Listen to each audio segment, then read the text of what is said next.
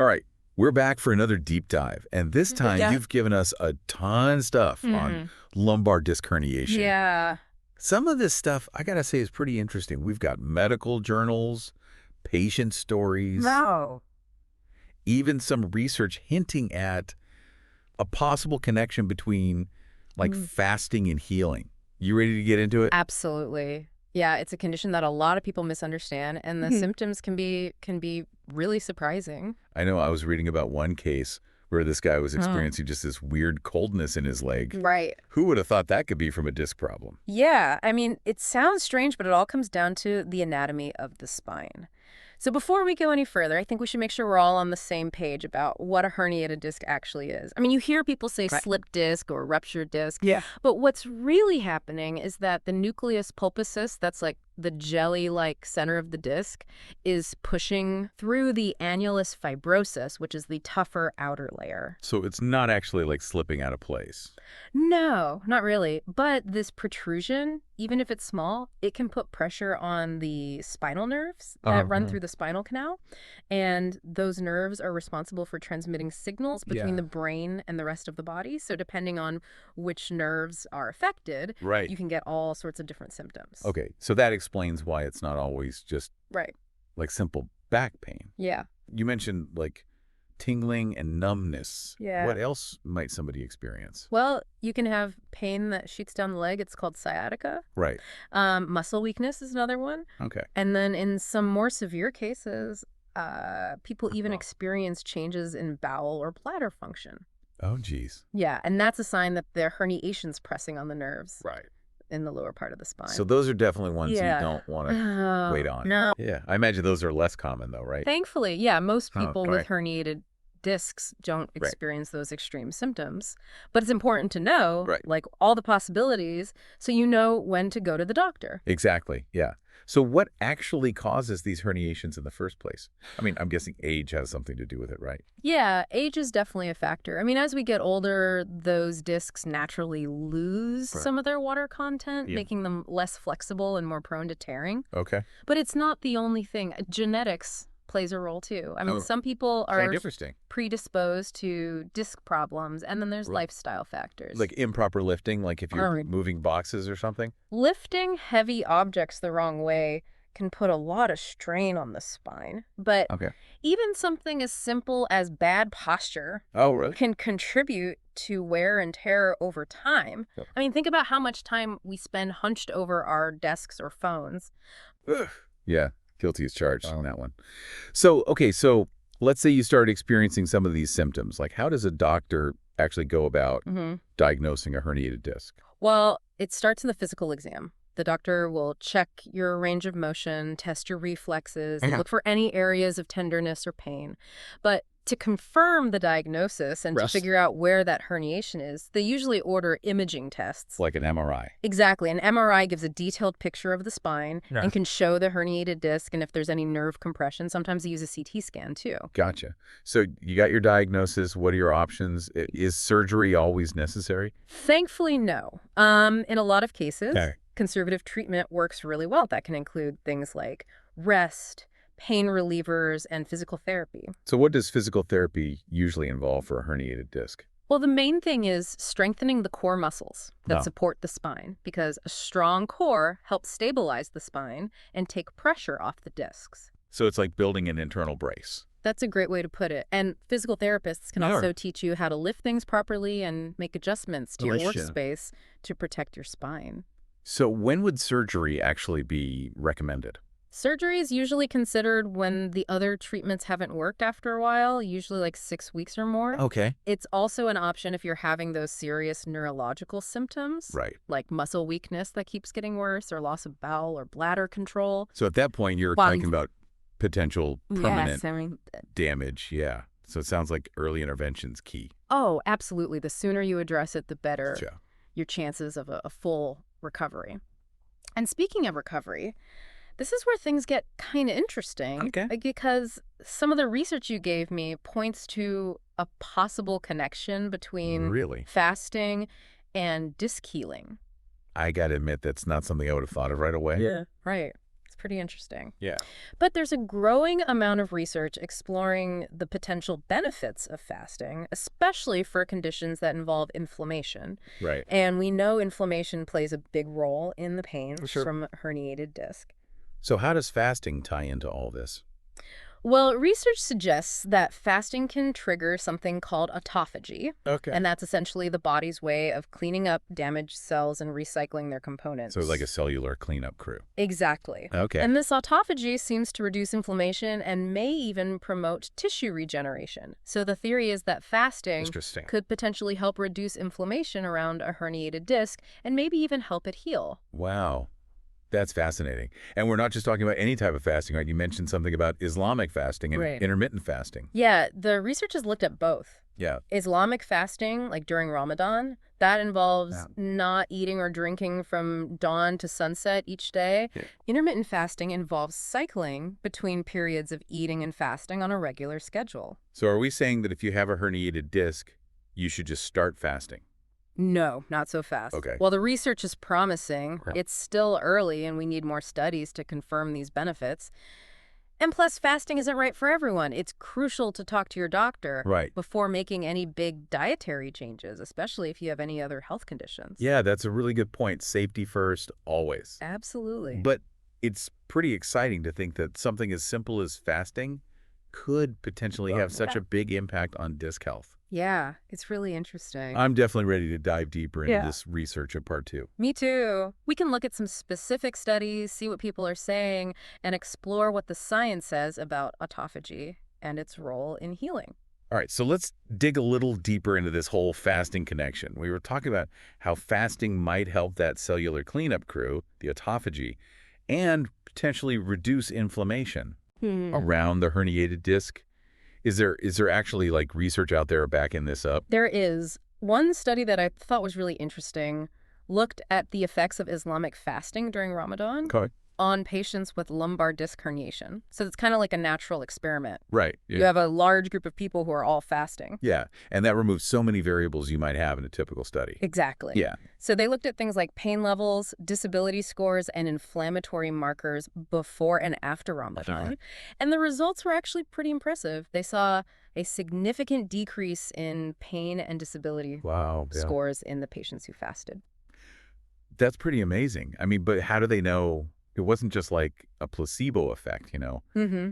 people expecting to feel better because of like the religious significance of Well, that's neuropathy? always a possibility. But they also measured inflammatory markers like C-reactive protein, CRP, Okay. and they found that CRP levels, which are a sign of inflammation in the body, also went down significantly. Oh, In the fasting group. So it does seem like there's an actual change happening, not just a perception thing. Yeah, exactly. And this really connects to the idea of autophagy, which Yeah. we were talking about. Like the body's way of getting rid of the junk and recycling stuff on a cellular level. Like spring cleaning for your cells. Right. And when you fast, you're not taking in your usual source of energy, glucose, from food. Right. So your body has to switch gears and start burning fat for fuel. Okay, so how does burning fat lead to cellular cleanup?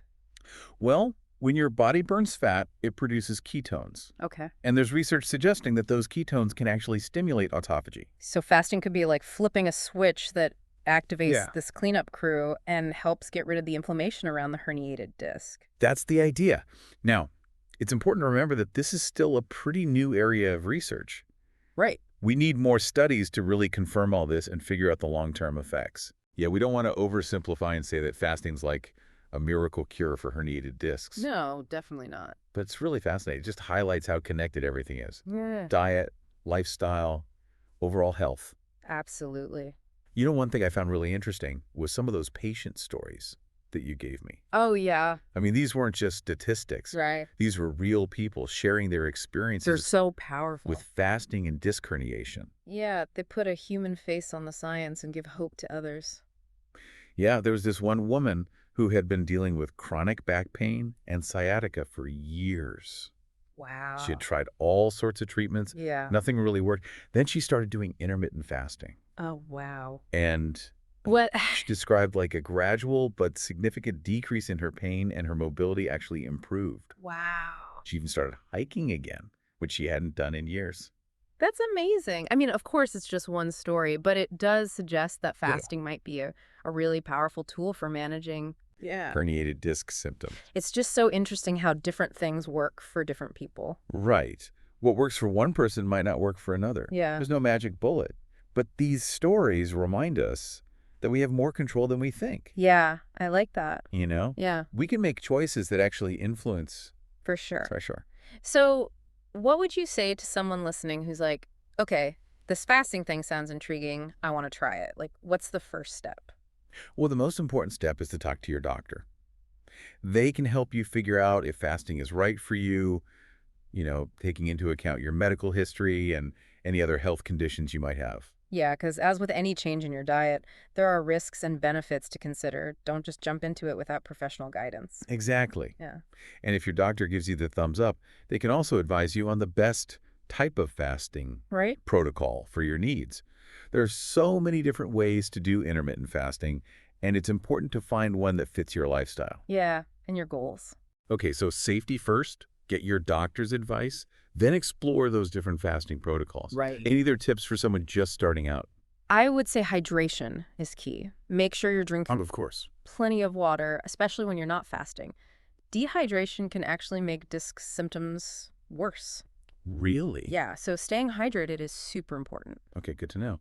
What about food? What should you focus on eating during those eating windows? Well, I would say prioritize nutrient-dense foods Okay. that will support your body's healing processes. Hmm. Think fruits and veggies, lean proteins, healthy fats. So it's not just about abstaining from food during the Yeah. fasting window, but also making good choices Exactly. when you are eating. Yeah, it's not a free pass to binge on junk food when you are eating, Yeah. That could undo any of the benefits. Right. You got to fuel your body with the right stuff. Hmm. It's amazing to think that something as simple as adjusting your eating patterns could have such a powerful impact on I know. a complex problem like a herniated disc. It is, yeah. But we've mostly talked about what to do if you already have a herniated disc. Is there anything people can do to kind of proactively protect their spine Yeah, that's a great question. and prevent these issues from happening in the first place? Yeah, like how do we build a herniation-proof spine? Well, I wouldn't say herniation proof, but there are definitely things you can do to protect your spine and reduce your risk. And that's something we can talk about in part 3. We can dive into practical tips for keeping a healthy spine. Perfect. Looking forward to it. Huh. So we've talked a lot about herniated discs, symptoms, even the fasting connection. But what about prevention? Right. Can we actually do anything to prevent these things from happening in the first place? Yeah, absolutely. I mean, there are definitely steps you can take to protect your spine and minimize your risk. So give us the playbook. Where do we start? Well, I think it all starts with posture. We've mentioned it a few times, Right. but it really is fundamental. Think of your spine like a bridge. If the supports aren't properly aligned, the whole structure is going to be weaker Makes sense. and more prone to stress. So like slouching puts uneven pressure on the discs Exactly. and makes them more vulnerable over time. Yeah, exactly. And it's not just about sitting up straight. It's Yeah. about being aware of your posture throughout the day, Great. whether you're standing, walking, or lifting. Any tips for people who like sit at a desk all day? Oh, for sure. Make sure your workstation is set up ergonomically. Okay. Your chair should have good lumbar support, monitor at eye level, Right. keyboard and mouse position, so your wrists are in a neutral position. So it's about like making your environment work for you. Yeah, exactly. And That's it. even with the perfect setup, it's easy to slip into bad habits. Oh, yeah. So set reminders to check your posture throughout the day. There are even apps and devices that Uh-huh. can help you with that. Okay, so posture, check. What else can we do to like build that spinal resilience? Well, core strength is super important. Those abdominal and back muscles, they act like an internal corset, supporting your spine and taking the pressure off those discs. So like planks, crunches, all that. Exactly. And Yeah. there are so many different variations you can do. But it's not just about those traditional core exercises. Okay. Activities like yoga and Pilates can be really helpful too, Okay. because they strengthen those deep core muscles. So not just the six-pack abs, but right. the right. ones that The deeper ones that stabilize everything. Yeah, provide stability and control. Okay, cool. Now, I know this might seem obvious, but we can't talk about spine health without mentioning lifting techniques. Oh, absolutely. Improper lifting is one of the biggest risk factors Yeah. for herniated discs. So, remind us, what's the proper form?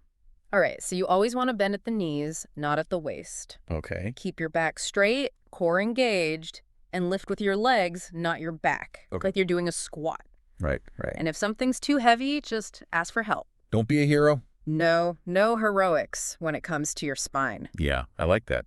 And it's not just about those big, heavy lifts. No, it's everyday stuff. It's like picking up groceries. Right, even picking up something relatively light. If you don't use the right form, you can strain your back. So being mindful in all aspects of your life. Yeah, make those principles a habit. Okay, that's good advice. This has been so informative. I'm ready to go out and protect my spine. I'm glad to hear it. Any final words of wisdom before we wrap things up? I would say, remember that spinal health isn't about doing these crazy things or extreme workouts. It's really about making small, sustainable changes to your daily habits. Okay. You know, like we talked about, posture, core strength, lifting properly, just being mindful of how you move. It all adds up. Those little things make a big difference. Exactly. And it's never too early or too late to start taking care of your spine. By incorporating these tips into your life, you can keep your spine strong, flexible, and pain-free for years to come. This has been fantastic. Thank you so much for taking us on this journey through the world of lumbar disc herniation. My pleasure. We've learned so much. Yeah. And to all our listeners out there, we hope this deep dive has given you the knowledge and the tools to take control of your spinal health. Absolutely. Remember, knowledge is power, and your body is capable of amazing healing when you give it the support it needs. Thanks for joining us on The Deep Dive.